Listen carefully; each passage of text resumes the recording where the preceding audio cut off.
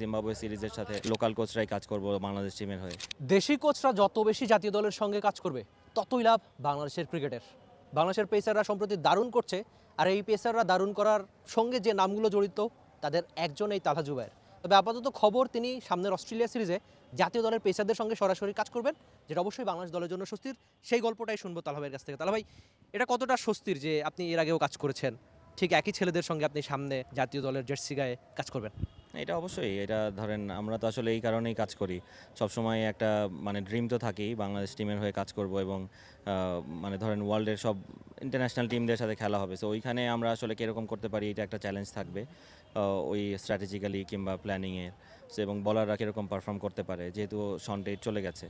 So এখন আমাদের কাছে দায়িত্ব আসছে এবং অনেক লোকাল কোচরাই আমরা এখন ন্যাশনাল টিমেও কাজ করছি।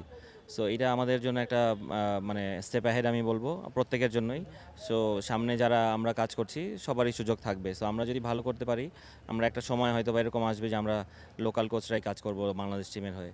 সো এটা আমি ক্রিকেট বোর্ডকে ধন্যবাদ দিতে চাই যে তারা আমাদের এই দিকটা ফিল করেছে যে আমাদের লোকাল কোচরাও কেপেবল ইনাফ এইখানে কাজ করার জন্য। সো এটা এখন আমাদের জন্য চ্যালেঞ্জ হবে যে এই জায়গাটা আমরা কতটা ধরে রাখতে পারি।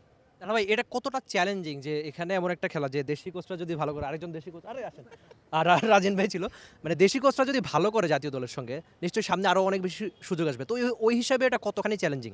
না না, চ্যালেঞ্জ তো সব জায়গায় থাকে। এখন এই চ্যালেঞ্জটাকে কিভাবে অ্যাকসেপ্ট করে এটা ইন্ডিভিজুয়ালের উপরে ডিপেন্ড করে।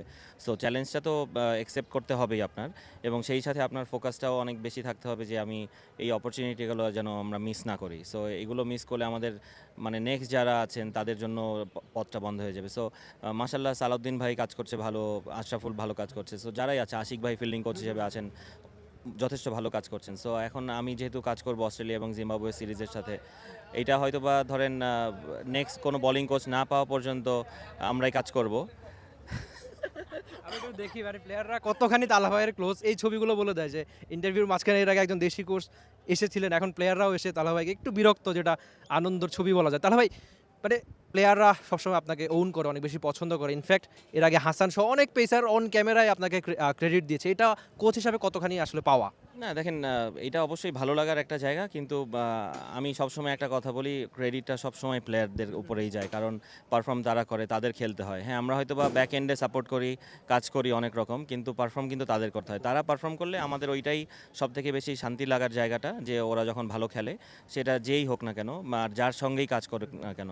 কারণ সবাই কিন্তু মানে কিছুদিন আমার সঙ্গে করছে, কিছুদিন অন্য কোচের সঙ্গে করছে। সো ক্রেডিটটা সবারই যায়, বিশেষ করে প্লেয়ারদের উপরে যায়।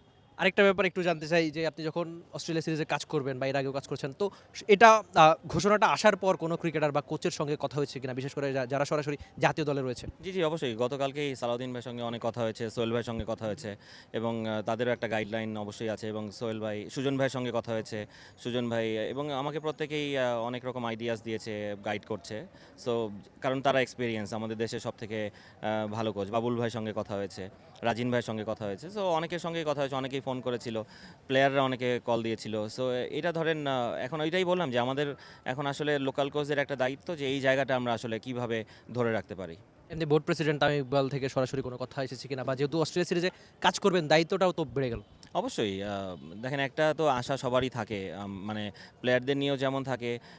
তামিম প্রেসিডেন্ট হয়ে আসার পরে, যদিও অ্যাডহক কমিটিতে এখন আসার পরে আমাদেরকে ও যেটা চাচ্ছে যে শুধু প্লেয়ারদের দিকেই ফোকাস না, ম্যানেজমেন্ট, কোচিং স্টাফ এদের দিকেও অনেক ফোকাস দিচ্ছে, যে কারণ আপনি শুধু প্লেয়ার বানালে হবে না, আপনার কোচও বানাতে হবে।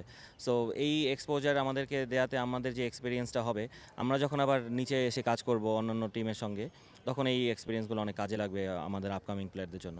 থ্যাংক ইউ সো মাচ তালা ভাই, অনেক বেশি শুভকামনা থাকলো। দেশের মানুষ এবং বাংলাদেশ ক্রিকেট আপনার থেকে অনেক বেশি আশা করে। তালা জুবাইর ছিল টি স্পোর্টসের সঙ্গে, যিনি নিশ্চয়ই বাংলাদেশ দলকে দারুণ কিছু দিতেই চাইবেন সামনে পেস বোলিংয়ে।